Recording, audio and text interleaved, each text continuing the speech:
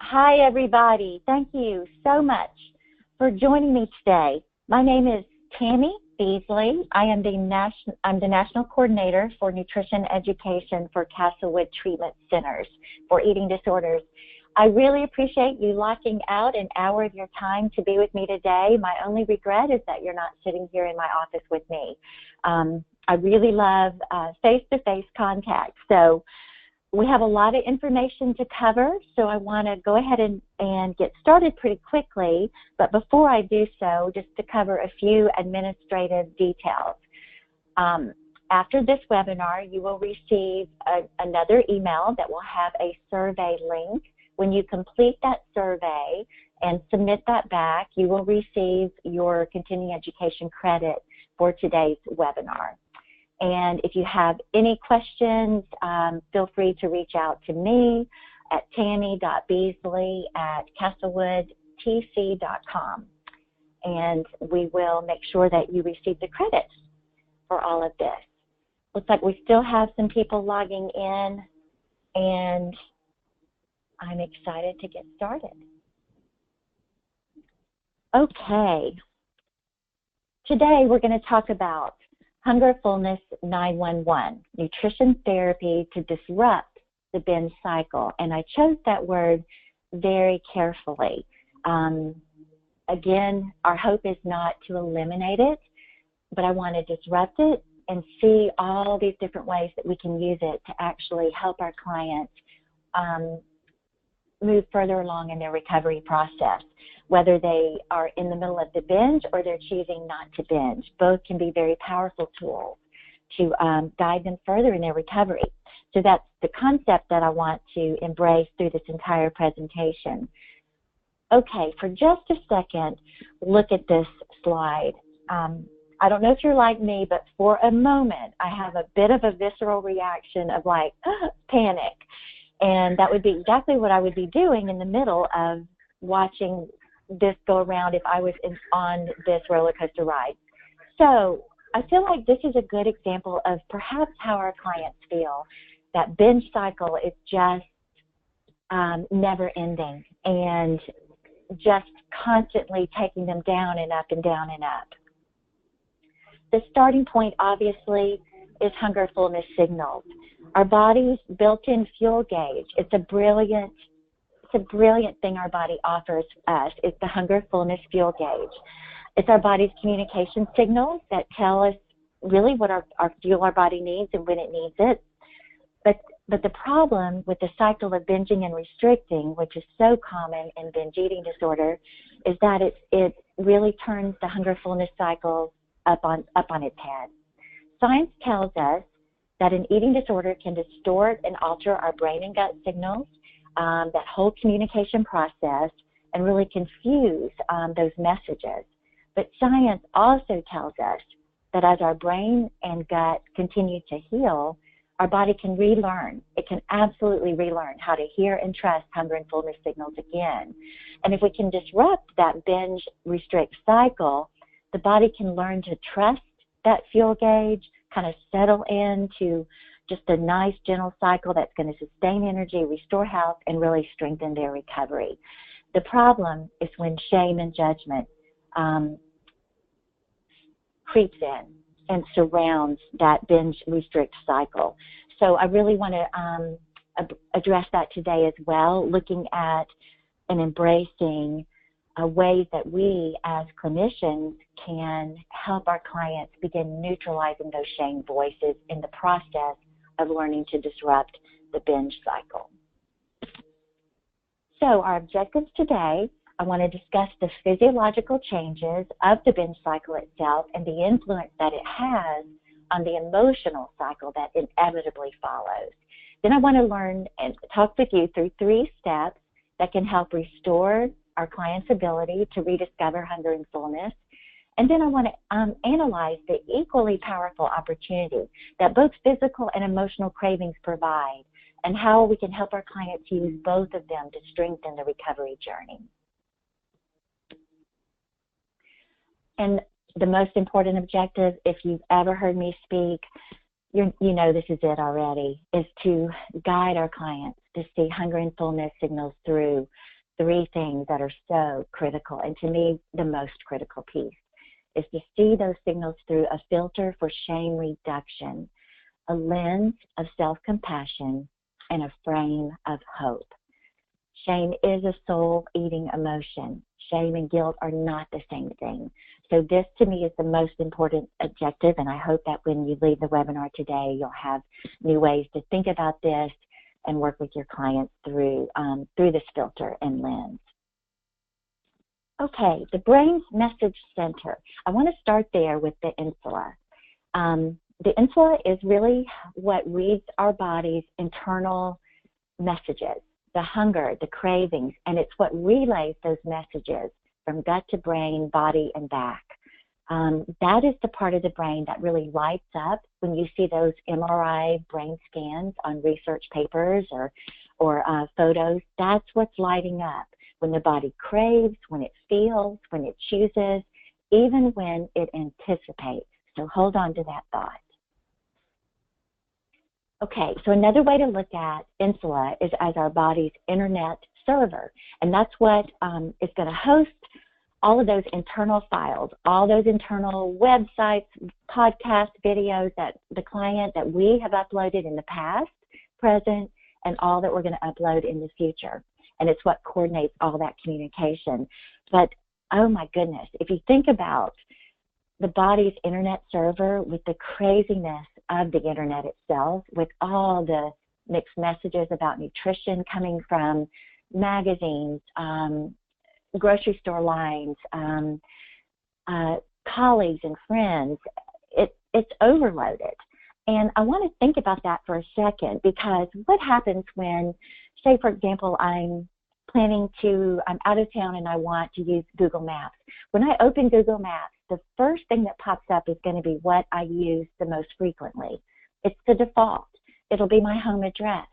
So think about our clients, whatever negative messages that they think about over and over and over, or photos or videos that they watch or pictures that they see over and over, that's what's automatically popping up all the time as the default message. So it's really something that we have to help our clients learn to expect that, not be thrown by that, and what can we do to begin kind of changing what's the default, like taking down the negative message, neutralizing the stage, and beginning to build positive ones. Also, think about the speed of download. The worst thing in the world that can happen to me during a workday, home office, is when my computer gets locked on that little blue circle that just goes round and round and round and round. My stress level goes immediately up. Something isn't downloading. If it is, it's not going fast enough. So think about our clients too, with the work that we're trying to do with them towards recovery, depending on how long they've been in these same patterns of behaviors and disordered eating.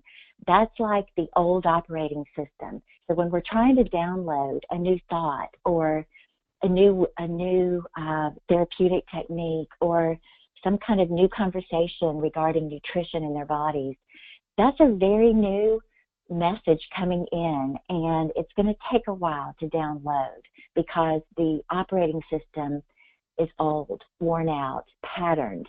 So I just to kind of help us and help our clients understand that this is a small, slow step process, but the beautiful thing is that we can totally reprogram and we can change. We can rewire our brain and we can disrupt the binge cycle process.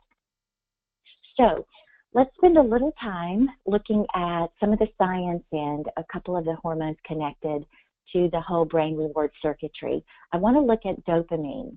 Dopamine is the hormone that's released in response to the pleasure signals, of which food is a really big pleasure signal. The important thing about this slide to note is that the dopamine circuits, they're associated with reward, but the brain learns to automate the response. If that behavior is repeated more and more and more, over time, the brain automates it. That's like that default file. It just automatically goes there. So the client can stop liking the process the binge doesn't give them what it used to give them. They may not like it anymore, but that doesn't stop their brain from pushing those buttons that say, I want it. So our clients are this is going on with them in this whole recovery journey that they're walking through. Looking at a couple of studies on the effect of brain reward circuitry on binge eating, evidence from research suggests that food stimuli are processed differently in clients with binge eating versus match controls. The evidence is showing that there's an increased sensitivity to the reward, which again, I think we made sense from that, from the previous slide we just looked at on how dopamine becomes an automated behavior after repetition. And there's also, the evidence notes that there's an increase in rash, spontaneous behavior. That's the lack of planning. That's having these great intentions and then boom, the inability to stop, that automated default behavior. That's what I would define as rash, spontaneous behavior. So if the brain can predict a reward, it will respond to the dopamine trigger. The interesting thing is that the brain can respond by a picture. It doesn't have to be the sight or the smell. It can literally be a picture, like the pictures that are in front of you right now. So then as we move forward and look at a couple of other research studies, evidence suggests that the brain reward circuitry is more active with sugar-based foods in hungry subjects versus subjects that are really full or satisfied. And that's important to note there too. What isn't clarified is how long the time frame was between when those hungry subjects had previously eaten. And I think that's a real important factor when we're looking at this. We'll address this a little bit more coming up. But just make a note of that sugar-based foods are going to activate our brain reward circuitry. And it totally makes sense that the body would do that if we've gone long stretches between the last time we fueled our bodies. More on that to come.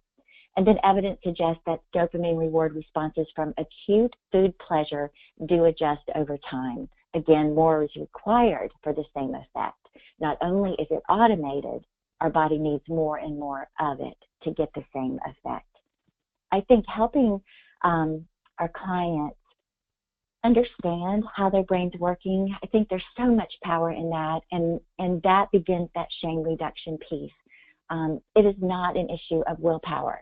It is an issue of real chemical, physiological brain reward circuitry. That insula and our body's internal internet server. And I think that helps begin kind of separating the fingers from pointing to self and looking at this in a little bit more of a neutral space. I did want to bring up the hormone cortisol. It really feeds the problem, literally. Stress is going to trigger cortisol release, and as you follow the circle, cortisol then looks for whatever stored energy or glucose that it can to feed that stress. And cortisol's favorite energy source, favorite fuel source, is going to be carbohydrates. And that's a smart move, again, because those can be broken down much more quickly, and the body will have that extra fuel it needs for the extra stress that it's under. But as the cycle continues, it increases the release of glucose, or again, that fuel from carbohydrate, from the liver where it's stored back to the blood. And at the same time, it decreases storage of glucose from the blood to the liver, which means it slows down the process of the body being able to take glucose back from the blood and store it back into the liver. With that elevated level of glucose hanging out, that's going to trigger the release of more insulin from our pancreas, which is the match. Insulin is the key to the cell door that basically opens that cell door to allow the glucose to go inside and do its job and actually be used for fuel and energy. But that higher level of glucose floating around, triggered by the cortisol, triggered by the stress, is going to trigger the release of more insulin, which in turn increases cravings, which starts this whole cycle over again. Craving adds stress, and then we go on and on and on. It makes me stressed just looking at this cycle. Okay, but back to having said all of that, to me, the single most pervasive condition that intersects all of these physiological body changes when a binge occurs is shame. Guilt and shame, I mentioned, they are not equal. Guilt is a valid emotion. Some behavior that you've done, thought, behavior, doesn't match up with your values. Something happened that doesn't match up with the values that you hold important. Shame is a whole different ballgame. Shame says you aren't worth anything. You have no value. And just saying that, again, I think I had a visceral reaction to just saying that. Shame is one of my buttons that I've become very familiar with over the years. And, of course, all of us are familiar with Brene Brown and her amazing work on shame reduction. But, again, that's what really intrigued my interest in this and looking at how the effect of shame on eating disorder behaviors particularly. So to kind of continue to process this, shame and disordered eating, if you think about shame, I can't put my finger on it. It's a feeling. It's what just made me have goosebumps. It's what just made my stomach flip. It's what makes me sigh heavily, get anxious. I can't put my finger on it, but I can put my hands on food, and I can put my hands on my body. So the food that we have around us and our body, those become the buckets that we hold that internal shame, because we can do something about that. We think we can. It's an external way that we can manipulate, control. We can punish our body. We can abuse our body. We can punish it by binging, or in a way we can think that we're giving it a gift by binging, but then the shame floods us, and we punish it by restricting. But the problem is those same eating disorder behaviors, it's a cycle. They're going to deepen the very shame that originated them. This study, the 2014 study by Kelly, rocks my world, has changed my professional life. I think of this study all the time. Our RD team at Castlewood, we think of this all the time. Look at the study. The greater decrease in shame in the first 4 weeks led to a faster decrease in eating disorder symptoms over 12, and a greater increase in self-compassion in the first 4 weeks led to a faster decrease in shame over 12 weeks. So the common denominator there is the power of those first 4 weeks. We can decrease shame. If we tackle it in those first 4 weeks, we get 3 times the benefit. If we increase self-compassion in the first 4 weeks, we get 3 times the decrease in shame. So everything we do and say as a treatment team, I'm a dietitian, work collaboratively with therapists, with physicians, with nurses, everything that we do, if we can combine our number one goal together to be the words we say, the language we use, and the steps that we guide our clients through, all having the priority of reducing shame and increasing self-compassion, we have just invested a tremendous amount of possibility of strength and recovery over 12 weeks total. Very, very powerful. Changed my life. So making sense of the science, understanding the interplay between brain reward circuitry and hunger fullness signals supports healing, absolutely. If you've heard me speak before, I know you've heard me say it reduces the surprise factor. Really builds that trust, begins building that trust in the relationship with me as a clinician, with you as a clinician. And it starts a conversation with the body. So I love saying, kind of framing conversations with what is your body telling us now, and helping our clients learn to ask, what is my body telling me?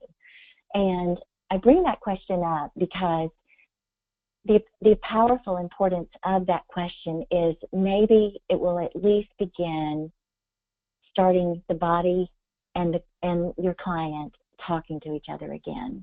I have a feeling that I usually describe it as the client is in one corner of the room and the body is in the other corner of the room, and they're not facing each other. They may not even be in the same room. So the power of asking the question, what is my body telling me here? So knowing that dopamine is going to be a learned response. What is my body telling me here when all of a sudden I see a picture on a billboard and I was feeling so strong in my recovery, and now I want to stop through that fast food and get that? What is my body telling me here? I want them to begin that conversation. If we can work to just have our client turn face to face to their body again, his or her body again, and be able to begin a conversation, I think that that is huge. That breaks through so much on the road to recovery. On the same hand, it opens the door to more curiosity versus judgment, and we're going to look at some practical ways to really hone in on that. And biggest part, it begins neutralizing shame. So understanding that interplay, helping our clients understand that interplay between brain reward circuitry, our hunger fullness signals, realizing that, you know what, it's really not willpower here. There's some real things going on chemically. What can I learn about this? What is my body telling me? I'm curious. Begins making the most of those first 4 weeks of treatment. So now I want to move to something I called focused, well, I don't call it. It is called focused attention. To build a new foundation. This is where we're going to learn to disrupt that binge cycle. So what is focused attention? Dr. Daniel Siegel, I really love his work. This was shared by a colleague of mine, Travis Stewart, who has done another webinar called Managing Urges in the Brain. You can certainly find that on Castlewood's website. But here's what the definition is. Focused attention helps us to be aware of our mental processes without being swept away. That's the important part. It enables us to get ourselves off the autopilot of all those deeply ingrained behaviors and those habitual responses that we can't seem to control, and moves us beyond the reactive emotional roller coaster. That's what focused attention is. So I want to look at that and dig a little deeper there. Such a powerful thought here, and I believe it so much. We see it in our clients. The brain absolutely cannot rewire when it is emotionally flooded.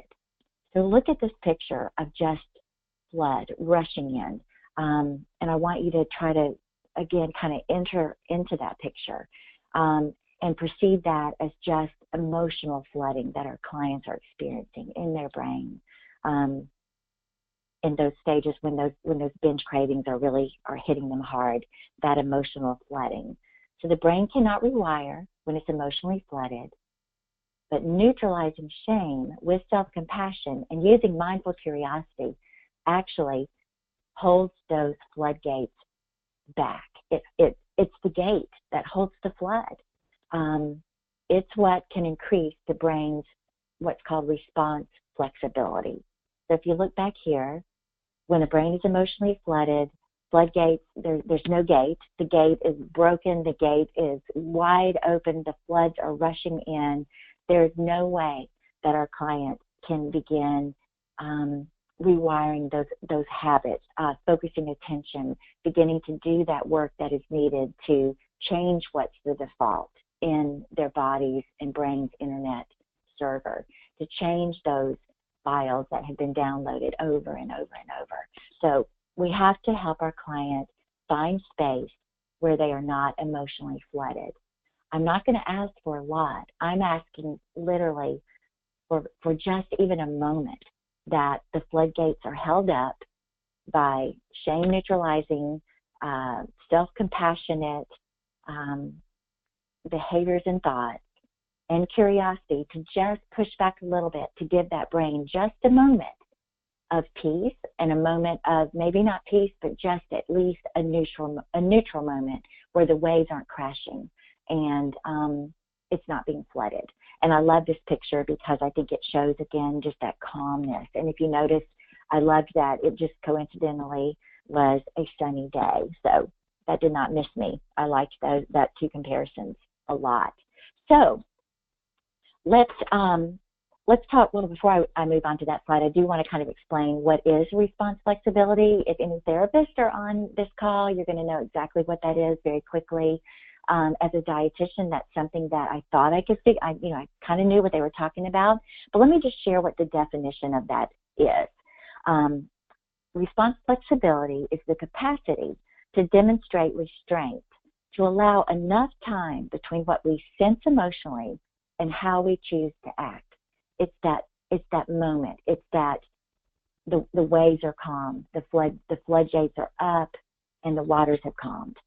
During this time, we reflect and deliberate, considering consequences of our behavior and the alternatives that we might have at our disposal versus our very first default response.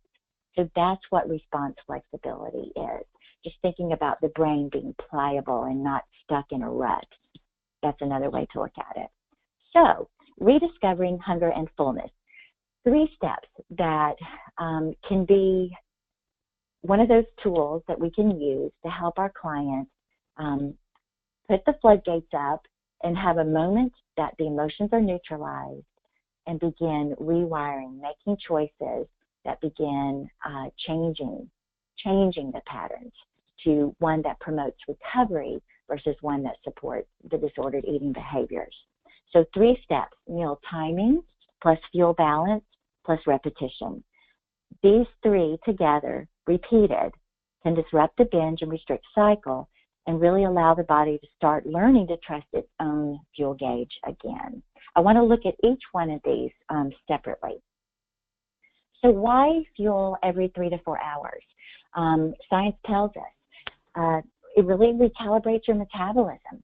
In that process, it's going to allow your brain to heal. It's going to provide sustained energy. There are lots of studies out there, but one that I love sharing is a real simple study in Science Journal that after 2 days of adjusted meal times, the liver, which is like the clock for our body's food metabolism, the liver's rhythm shifted 10 hours. So recalibrating our metabolism by fueling every 3 to 4 hours begins restoring that pattern of eating that our bodies were designed to have, that appetite-based pattern of eating that's going to sync with calm, controllable hunger and fullness signals. Another way to look at this is if you've ever gone to Europe, the whole experience of when you arrive, your body is not on European clock at all.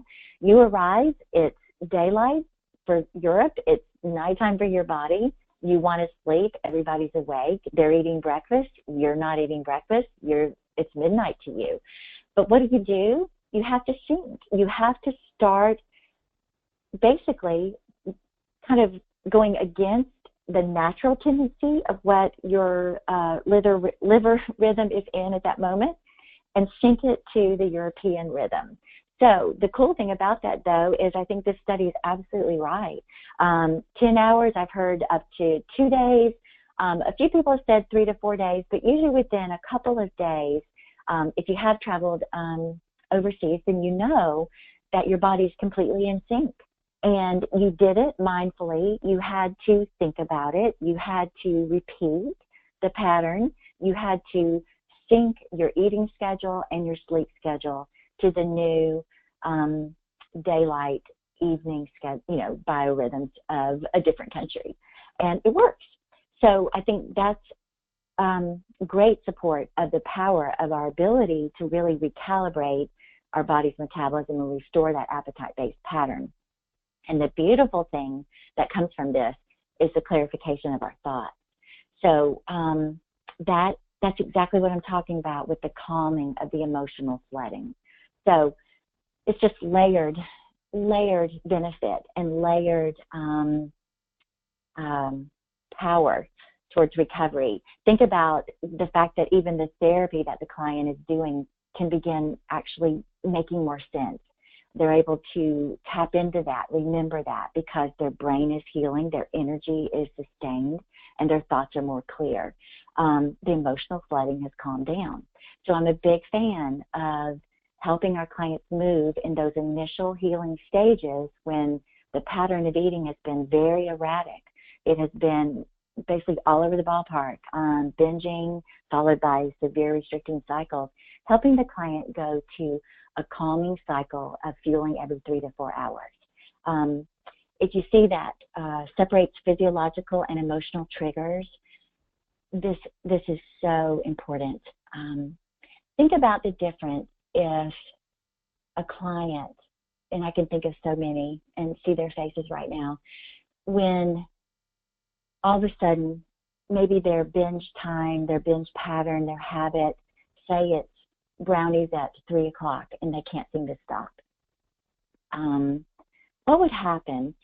And when talking about this binge with me, it's stressful. They're frustrated. They had binged the night before. They had tried to eat as little as possible all through the day to try to make up for that. And then there they are again, finding themselves in the same cycle and binging again. It's like they couldn't hold themselves back.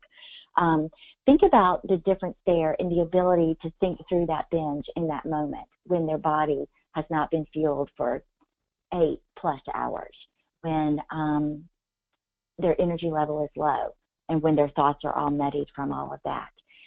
It's going to be very difficult to use any therapeutic tips that might have been discussed and agreed would be awesome, a different way to think. Compare that to a client who, the binge happened, but they get up, they start the day with fueling their bodies. 3 to 4 hours later, they fuel their bodies. So when that brownie shows up in the office kitchen, and that's their time that they typically binge, all of a sudden now, if they find themselves binging, that's a whole different thing because their brain is thinking more clearly, they have more energy. It is not from a physiological trigger. We can see the emotional trigger for what it is. That's where so much healing can happen. And we're going to talk more about this, but just kind of holding on to that thought of just the power of fueling every 3 to 4 hours to help separate the physiological trigger from the emotional trigger. Thinking more clearly, can see it for what it is. We're going to talk about choosing to go ahead with the binge or choosing not to binge. Both are valid choices, but we can see it for what it is, and that's the only way we can really begin making a change and forming new habits and rewiring our brain is if we're able to think clearly in the moment, stop the emotional flooding, and make a choice. Think about that response flexibility definition that we just talked about. So then why balance fuel choices? We could spend an entire webinar on this. When I say the word balance here, I mean balance, that there is no good, bad food list. This is fuel choices that honor nourishment and pleasure, knowing that nourishment and pleasure can be defined very differently for different clients. I've certainly had clients that struggled deeply with restriction, and to them, finding pleasure in a brownie is going to be, or say pleasure in ice cream, is going to be very, very difficult because they don't tend to define that as pleasurable. They only, that's not allowed. But they find pleasure in the non-fat, plain Greek yogurt, for example. So honoring nourishment and pleasure would be learning to find nourishment and pleasure in both of those. Another example might be a client with binge eating who really finds no pleasure in an apple at all, only finds pleasure in an apple pie.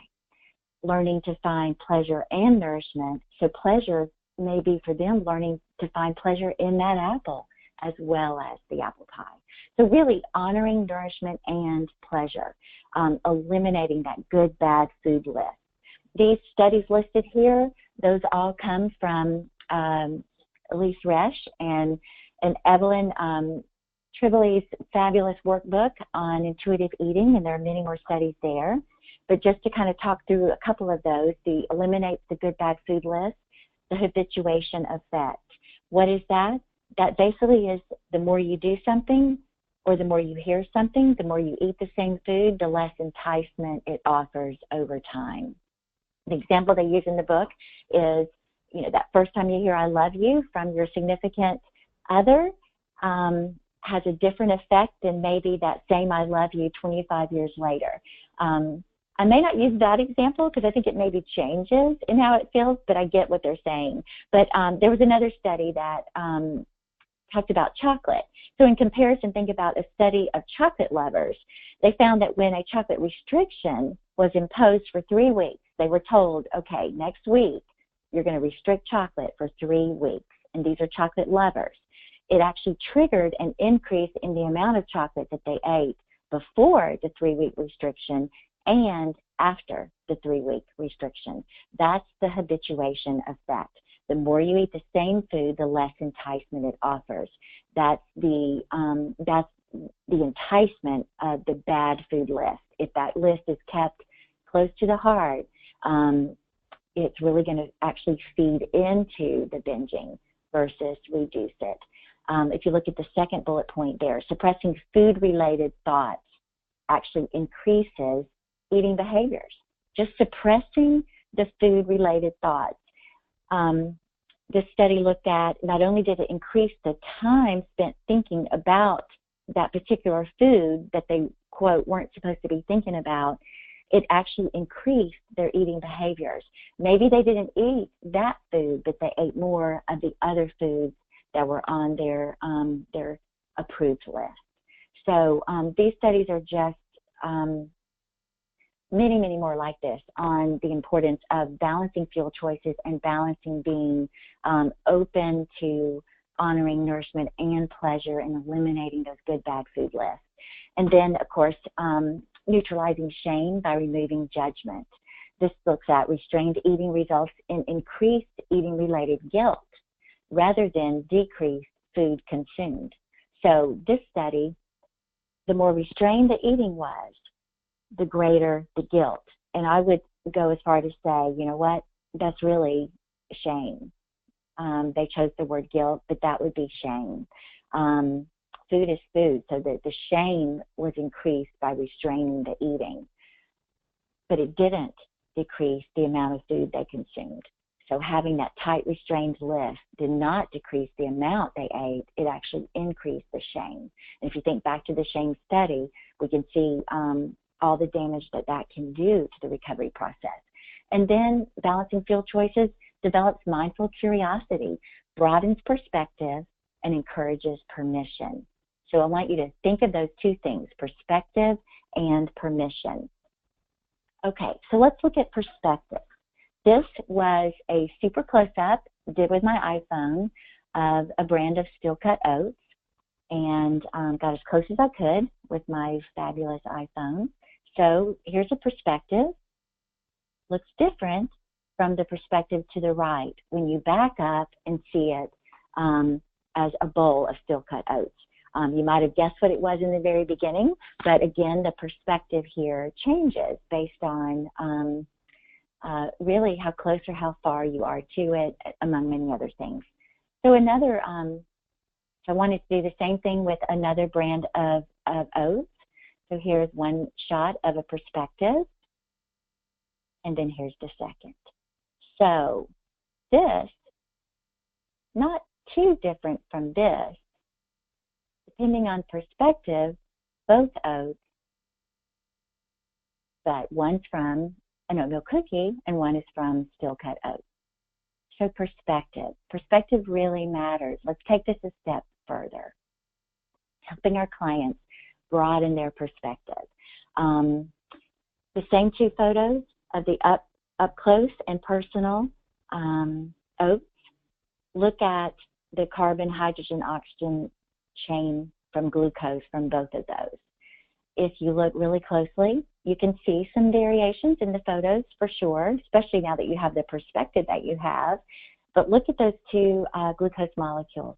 They're exactly the same. The body is going to see it, carbon, hydrogen, and oxygen. It will use it the same way. That glucose molecule is the core fuel for the brain. It is what the brain wants and prefers and how it works best. The proteins and fats that we eat within our balanced fuel choices, that builds the brain cells, the nerve cells, the hormone cells, but it's glucose right here that feeds the brain cells that our body wants and uses for its energy all throughout the day. So continuing that thought from the perspective of macronutrient science, just kind of looking at this, and I have used this with clients to help them gain a different perspective. Protein, fatty acid, glucose, that's basically amino acid. These are the small units of the 3 macronutrient fuel groups. But if you look outside of a few nitrogens thrown in for protein, they're carbon, they're hydrogen, and they're oxygen. And that's how the body's going to see them. Okay, so that was kind of looking at perspective in a little bit different way. If you think back to, if for a moment in this process, think about perspective, and I've got my hands up if you could see me, being the gate that holds the emotional flooding back for just a moment, to think differently for just a moment, to allow the brain a chance to respond flexibly instead of stuck, just for a moment. That's the purpose of that exercise. Okay, so permission, so perspective and permission. Permission embraces curiosity. A quote from Walt Disney, around here, however, we don't look backwards for very long. We keep moving forward, opening up new doors and doing new things because we're curious. And curiosity keeps leading us down new paths. So this is when we bring in the communication piece, the curiosity piece, when dietitians are working with our clients, trying to disrupt that binge cycle. Meal timing, disruption number 1, plus balanced fuel, disruption number 2, using perspective and permission. So permission, let's talk about it. Let's be curious. Again, I look at curiosity as, there goes my hands again. Curiosity is a floodgate. I want curiosity to surround my client's brain. I want it to be the floodgate that holds the emotional floods back. All the messages that eating means, all the messages that different foods mean to them, all of those distortions of the messages that the world throws at them. Curiosity is the floodgate, holds it back. So much we can do. For a moment, let's have quiet waters. So, how did it feel? How do different fuel combinations feel? How did it feel in your body? Did you like that feeling? Did you notice anything different from when you ate a different fuel combination yesterday? So maybe you had more protein yesterday, less protein today, vice versa. How'd that feel? Did you have more fats? Did you have more quicker energy carbs, or did you have carbs that provide more slower energy? They both end up as glucose. How did that feel? Did it sustain your energy? Did you notice any change in your mood? Did you like those changes? Did you, how'd you do on the test you had in the afternoon after you had that particular fuel combination? Did that work for you? So kind of looking at, did that fuel combination support your recovery? Or did it support distorted thinking? Did it support the eating disorder behaviors? Again, curiosity is a floodgate that holds back the emotional flooding and for a moment allows the client to have a safe space, a quiet waters flowing space to begin rewiring, to be perhaps responding with more flexibility, thinking a little differently. Very, very powerful. And then why repeat the pattern?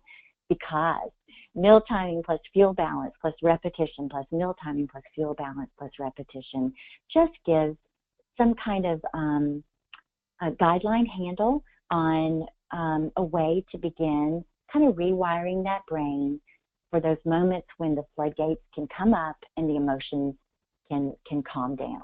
So repeating that pattern reduces the physical cravings, reveals the emotional cravings, which I mentioned is so powerful in the process of the timing piece, because if you don't know whether a binge is, perhaps that binge was really solely from having gone 8 hours without fueling your body. But you're also kind of emotionally stressed. So you're blaming yourself, no willpower, you did it again, you're a failure, you'll never change, all of those feelings going on, when in reality was your body was physiologically driving you there. It did what it's been designed to do. It's helping you in that process. What is my body telling me now? It's telling me that, whoa, my brain has no energy left. My body is there's no energy. We've gone so long without fueling. Whatever we fueled last time, the body's used up or put it somewhere. There's nothing. So the body was so smart in driving you to that physiological craving. And of course, that's when kale isn't going to be very exciting. If you've gone 8 hours without fueling and you're going to try to make a choice of fuel, kale would be a very poor choice, and your body's brilliant in knowing that. Kale takes way too much work for too little energy that it can get from that once it breaks it down, too much fiber to slow down the process. Really, no, the body's going to be too smart, and it's going to drive you to the fuel that's going to give you the quickest fuel and the most abundant fuel it can to make up for what it hasn't had and needed for all those hours before. So that makes that binge totally different then. So again, when you move into a binge and the binge happens, but you've been fueling your body, not only do you have a clearer mind to think through it, you can absolutely know that, you know what, this wasn't physical, this is emotional, so what's up? It opens the door. Also recovers the natural hunger fullness signals and rewires the brain. So I'm not going to spend a lot of time here. This is a resource on our website, www.castlewoodtc.com, that it's at your disposal. Would love you to, it goes into more detail that we're not talking about today, but this is a piece of it. Just a different way to look at hunger and fullness and our body's fuel gauge using the actual empty to full fuel gauge like our car has. And it kind of describes one in each way. So empty, when you panic from the stress and anxiety of running out of gas, quote, food, and it doesn't matter how much or what kind of gas, food it is, you need it now. But a quarter of the tank feels different. That's when you notice your fuel gauge needles lower, gradual hunger is getting your attention, but you have time to calmly choose the gas station, the meal or snack that has the fuel or food that best fits your needs. Half a tank, again, a little different way to think about it. When you're concentrating on driving or living, you're enjoying the ride, you're not hungry or full. A brief glance at the gauge, sure, but you make a mental note that you're going to need gas or food down the road, but you're living in the moment. And then it goes on and on, 3/4 a tank and full. So this, again, is at your disposal. It's called, probably on the website, it's called Nutrition Resource Guide. I like to call it Hunger Fullness 911. Okay, so now I want to look at physical or emotional hunger, the third objective we have today, that both provide equally powerful opportunities to strengthen your recovery journey. We've kind of talked about that a little bit already with that when the binge happens and you can say, no, been fueling my body. This isn't physiological. Wonder what this is. It opens up a place of having a clear mind to be able to think about it, as opposed to restriction leading to a physiological binge that also may be entwined with emotions, and it's very hard to separate those two out, and the shame just cascades. So when a food craving hits, check whether the craving is physical or emotional by asking these questions. Did I fuel my body every 3 to 4 hours? There's no guilt in these questions. This is to learn more about ourselves. I'm such a firm believer that we're not the same person the next day. We're not the same person the next hour. A lapse does not a relapse make. Who you are down the road, maybe you've been working with a dietitian, maybe you've been working with, the client's been working with therapists for months, but then something really difficult happened in your life and you feel like you've gone back to square one. Helping our clients see that, no, you're not at square one. The behavior may be a similar behavior, but you are a different person. Your mind is a different mind. You have learned about yourself. You are further along towards recovery. That arrow continues to point forward, and you bring all of that with you, even if that binge is the same level of what your original binges may have been months ago. You are not the same. So again, these questions are not judgmental. They're just questions to ask. If they have a craving, stop. Okay, here, I have a craving. Helping our clients ask, is it physical or emotional? So those 3 questions: do I feel my body every 3-4 hours? Does my energy level between meals remain steady? Do my thoughts of food between meals remain neutral or decrease? Those are some general questions that, if yes to those questions, the craving most likely is physical. It's time to eat. Go for it. But if the answer to any of those is no, the craving is most likely probably emotional. But the important thing here is that both options deserve respect, and both options can support recovery. And I want my clients to know that. Choosing not to feed the emotional craving. So, okay, I know it's not physical, and you know what?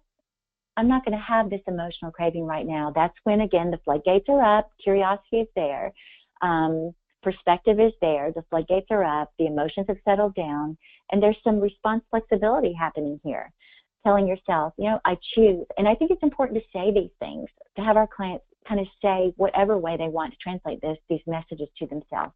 I choose not to feed this craving now because my body isn't physically asking for it. I can have it. I just choose not to. I choose to feed my emotion with an alternative of blank. Fill in the blank, whatever that individual has decided would be a great alternative for them, instead of food. The most important thing is I choose to sit in the discomfort and be gentle with myself as it passes.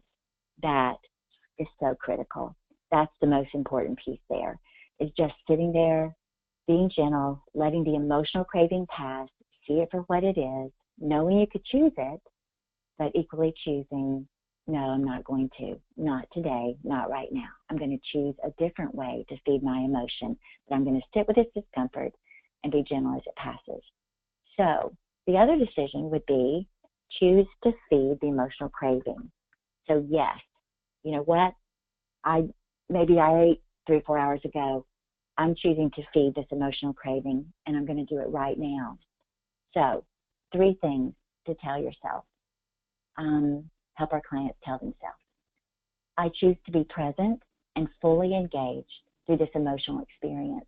You think about mindfulness, and it's interesting. I've had clients talk about how important mindfulness is to them with mindful eating, and how they really try to be mindful when they're having their salads and their grilled chicken, their baked potato, or their pasta, or whatever they're choosing to have. But it seems like mindfulness goes out the window when they're eating what they term their binge, or when they are eating something that wasn't planned, something that's wrapped up in shame with them. But the challenge here is to really encourage our clients that mindful skills, they're still so powerful, to be mindful and fully mindful in that moment as you're having that emotional experience of binging. What's it doing? It's doing something for you. So don't miss it. Be mindful of it.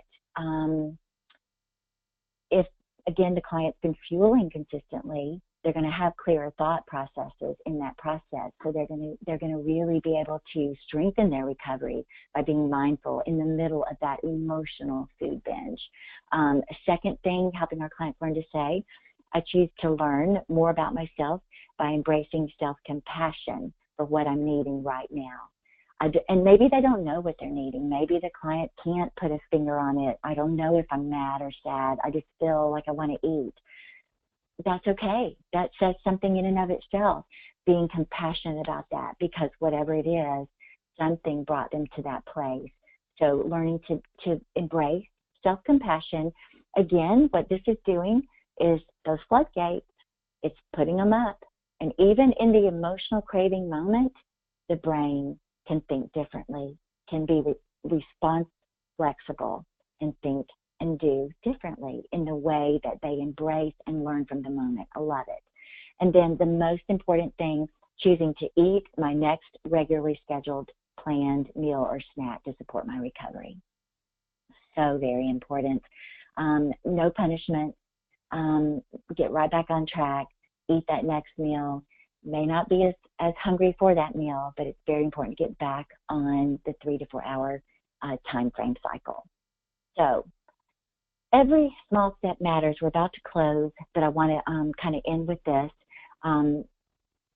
Helping our clients see the small steps they make, helping our clients see a different thought they had in the middle of that emotional food binge. Maybe they were able to have a little more self-compassion in the moment. Show this, because our clients will share things and not hear what they're saying. Help our clients see the smallest of change they might have made in their thoughts, the smallest of change in their emotions, any change in choices. And I love calling it a shame buster journal. And it's a reminder when they're feeling that they're not capable of change. It's like, I am capable of change journal. Whatever you want to call it, you can call it success and recovery journal, but it's having those written moments down that we guided and helped our clients see, because they're not always good at seeing the progress they're making. Repeating and reading and repeating and reading and reminding themselves, you know what, I am capable of change. I've done it before. I can do it again. No small change is too small. So finally, I do not understand the mystery of grace, only that it meets us where we are and does not leave us where it found us. So today, the take-home points: understanding the physiological changes that can help reduce shame and disrupt the binge cycle. 3 steps: meal timing plus fuel balance plus repetition helps restore hunger, fullness, and increases mindful curiosity through perspective and permission. And then finally, emotional cravings provide an equally powerful opportunity to strengthen recovery. So thank you so much. I am going to, let's see if we have any questions since I am managing all this. I do see a question. Okay. All right. Oh, wow, lots of questions. Okay, I'm having to kind of scroll through them one at a time. Let's see. What other neurological changes happen in patients that binge and purge? There's changes with the process with the appetite hormones, leptin, ghrelin. That needs to be a whole nother webinar. That's a great question. I would love to dig deeper on that. And I will, but definitely more hormones, serotonin. There's a lot more changes that go on there. The audio will be available after the presentation. Not trying to skip over those other hormones, but I had to limit what I talked about today just due to time. But we can definitely do a part 2. How long does it typically take the brain to rewire back to its normal functioning state? What a great question.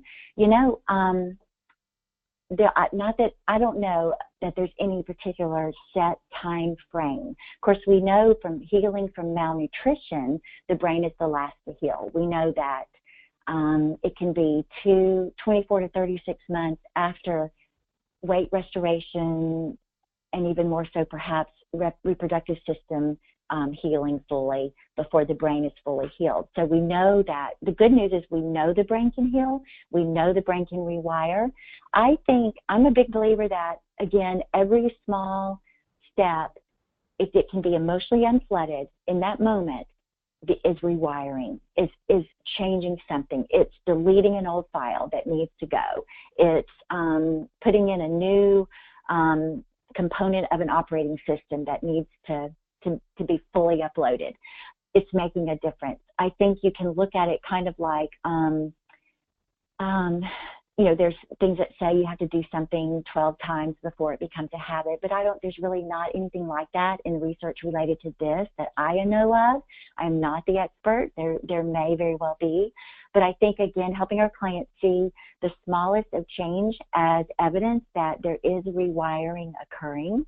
I think that the longer the behaviors have persisted in the past before treatment was sought, the deeper those crevices are going to be. and the more work that's going to have to be done in that rewiring process. So again, I think it's going to be very individualized. I would say that when the client, there could be a client too that had years and years of behaviors, but foundation had been laid by other clinicians they had journeyed with through their life. They happen to be in your office, and all of a sudden things are clicking, and you're really making progress, and it seems fast. I have a client that exhibits that completely. Her name was Joan. It was an amazing process to be a part of, but believe me, I was not her first dietitian. She told me she hated all dietitians, so I was probably one of many. But so it will depend. But I think being a safe place for your client to be, and helping them understand the importance of putting a gate up to allow the emotional flooding to stop for just a moment is so powerful that that the rewiring will be sooner than later. Okay, time-wise, we are about out. In talking about balancing nourishment and pleasure, how do you help your clients move toward finding an apple versus apple pie pleasurable again without them feeling like they are forcing themselves to eat something or reinforcing the idea of good versus bad foods? Ooh, that's a great question. And just that short example probably did not do that full justice. This would not be, I would not have chosen that apple for them either. Those choices would have been, we love using safe, unsafe, like, dislike fuel charts. It's 5 pages, very intense, very, very detailed. Every fuel group has lists of fuels under that. And we have our clients help determine that with us, meaning that I'm not going to use an apple. That's not exactly your question, but this client actually was a client who chose to eat an apple and to see if he could eat this apple and be mindful and savor the sweetness and the juice. And because apple had been something his mom had always said he needed to eat as a snack, and only an apple as a snack. So that example came from him, but it was his choice, his story, part of his journey. We use that safe, unsafe, like, dislike fuel list. It can be a safe food for them, but they hate it. They can love it, and it be unsafe. Our clients, create fear food hierarchy from that list. From least to most, or from least disliked to most disliked, and we talk about it and process through it. So if I felt like that client that apple was going to give an impression that it falls in good versus bad, again, my concept here is that the apple actually fell in his bad list. He didn't want it. He hated it. He didn't like it. So it was on his bad list, and we were trying to move it from any list and neutralize it. But that's a great question. I'm not sure I did that justice. Please don't hesitate to reach out to me by email, and we can chat about that more. But again, I think the most important thing to know in answering that question is that I'm bringing back to perspective. I'm bringing back to that apple has glucose, the same hydrogen, carbon, oxygen chain as that apple pie has. The body's going to use it the same. It'll get faster energy, different speeds of energy, uses it the same. Both of those feed the brain. So kind of neutralizing that, different perspectives. And then really bringing in the curiosity, what feelings do you have around an apple? What feelings do you have around apple pie? But again, the client decides what challenge they want to do in facing and breaking through their own good bad list there. So I hope I answered that question appropriately. Can I send the bibliography along with the slide deck? Yes, I will be happy to do that. Okay, I have ran out of time to answer any further questions. We are over time. This session is recorded. It will be on our website in the near future. Yes, you will all receive the slide deck, and I meant to include the bibliography, and I will absolutely do that before we send it out to you.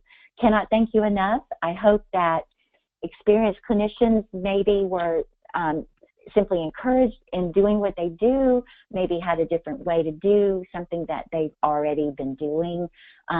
Newer clinicians, perhaps a different way to think about something or a new thing to try.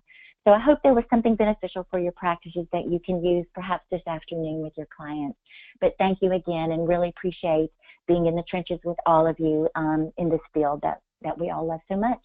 Thank you, and I am closing out now. Goodbye. Have a great day.